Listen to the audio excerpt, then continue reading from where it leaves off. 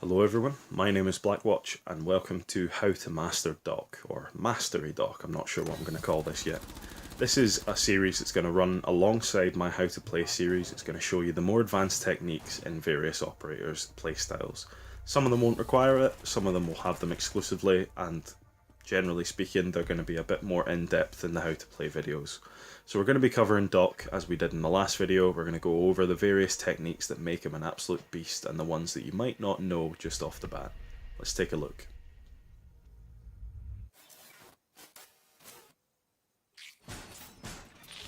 So we're going to get straight into it. If you want to hear the profile of Doc as an operator, covering his weapons and his various other attributes, then the video you want to check out is my How to Play video.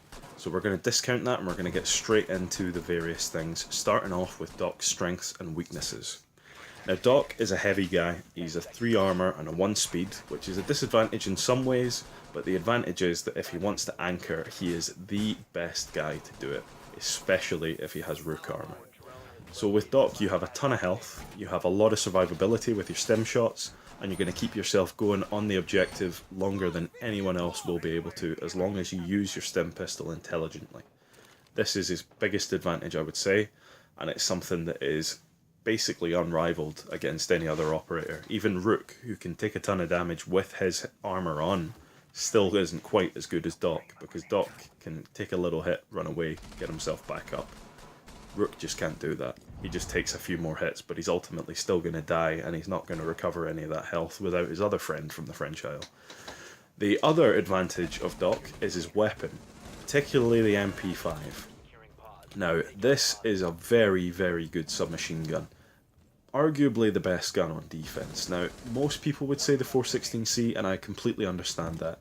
It's a very good gun. Jaeger is famed for his weapon, because as much as the ADS is a great gadget, it's not exactly world-ending, whereas the 416C is definitely one of the strongest guns, if not the strongest gun, in some people's opinion, in the game. The difference with the MP5 is, while you don't have that stopping power that the 16C has, you do have an incredibly fast ADS time. When you slap your ADS, you go straight into it very quickly, and that's just a general advantage of submachine guns in the game. SMGs have the fastest ADS time out of any weapon in the game, apart from possibly pistols, but I could be wrong there. And then the assault rifles, which are the likes of the 416C, are much slower to ADS. So sometimes you'll be in a firefight where that little snappy ADS can actually win you the fight versus Jaeger's 416C. If you can get in and clock the headshot first, it's going to help you out a bit more. But obviously, it's down to preference, but it's definitely an advantage I would note. Again, his sustainability is unrivaled amongst any other operator in the game, and he's one of the only operators that has the ability to support in a more traditional sense with healing or just health buffs in general. Obviously, Rook is the other operator who's able to give people armor plates, which give them about 1 bullet more durability, and so they can survive a little bit longer, but Doc is the one who's going to be topping you up over time anyway. So he's more of a traditional support versus Rook. His weaknesses, of course, are his speed. Now, he's a very slow guy, but he's one of these guys that takes advantage of his slowness in a lot of ways by just staying on objective. Now, because of his slowness, he's also incredibly loud, and that's another disadvantage that you're going to have to work around. But this is something that shouldn't matter too much when you're anchoring, which is what you should be doing with Doc. The last thing is something that leads into my next point about when to stim, is the fact that his gadget can be quite risky when used incorrectly, and can be quite risky in general use anyway. So you've got to really get the timing down when you're playing as Doc. If you stim too early on an overheal, you're going to sit and you're going to waste that extra 40 HP, because it'll just tick down and eventually you'll be sitting with 100 HP wondering why did I use that shot. If you get it too late, you get caught with your pistol out, someone walks in and catches you doing some nasty stuff in the corner, and that's you dead. So you got to be really careful and you got to be really precise about when you whip it out, how you use it. You got to keep it safe in general. I wouldn't go for anything that's too ambitious unless it's something that could potentially win you a round, like a long-range clutch heal, as I'll mention in a few moments. Just be a bit more conservative. Don't be too willing to sacrifice yourself for someone else, because if you get killed, your gadget's no longer useful. If you're still alive and one of your teammates get killed, you could still capitalize on the stim pistol in a different situation. So consider yourself when you're going for other people's heals. And keep it close if you're going for an overheal. Don't waste a stim by shooting something long range to just overheal someone and then you end up missing it. It's not worth it. So just organise with your team when you're going to use it, how you're going to use it, and don't waste it. Now, I'm going into advanced techniques here, and the first one is the aforementioned long range clutch heal. This is something that doesn't happen very often, but when it does, it has to be one of the most rewarding moments for any dock player. This is where someone is downed, probably across the map is the best example, so the likes of Canal. On Canal you have two separate buildings, you have the control centre and the coast guard. If someone is downed on the rooftop of coast guard and you're standing in the top centre of control centre, you can launch a stim across the map and pick them up from a long range. This is incredibly fun. It does not happen very often. But if you just keep your eyes open, look for the revive icon on your teammates, then you should be able to spot these situations and hopefully take advantage of them. But it doesn't happen very often. Don't put yourself in harm's way to do this unless it's something that could genuinely win you around. Otherwise it's not worth it. There's a long travel time as well, so get your teammate to stand still if you're going to do this, because they might travel far away enough that the stim will just miss them by the time it reaches them. The other one is wall heals. This is something that's a lot more easily accomplished, I'd say, when you're using a shotgun, because you can shoot holes open and give yourself the sight lines that you otherwise wouldn't have using the likes of the MP5. This is where you shoot through a wall, leave yourself a little hole. A melee hole is enough to pull it off, but just generally leaving yourself enough of a space through a wall that you can pull off a heal from long distance.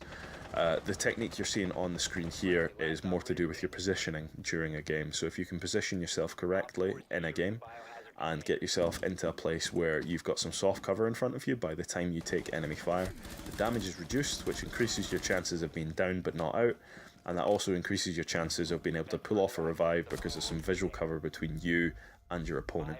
So make sure you position yourself correctly when you're going into engagement if you have the chance to do so.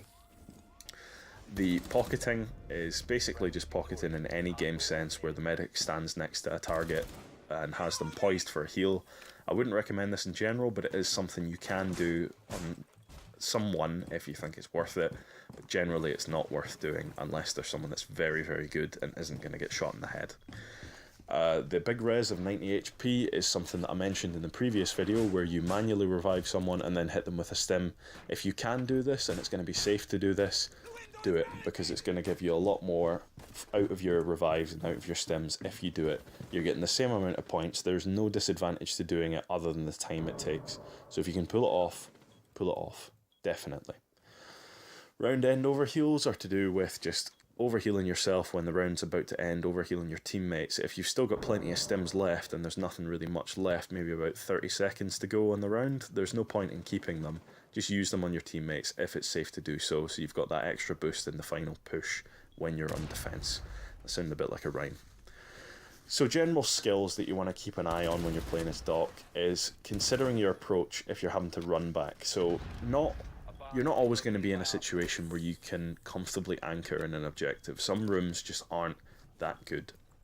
So in these situations, be careful, but consider yourself a more slow roamer than most people would be. You got to remember the fact that you don't exactly have the legs that Jaeger has, and take this into consideration.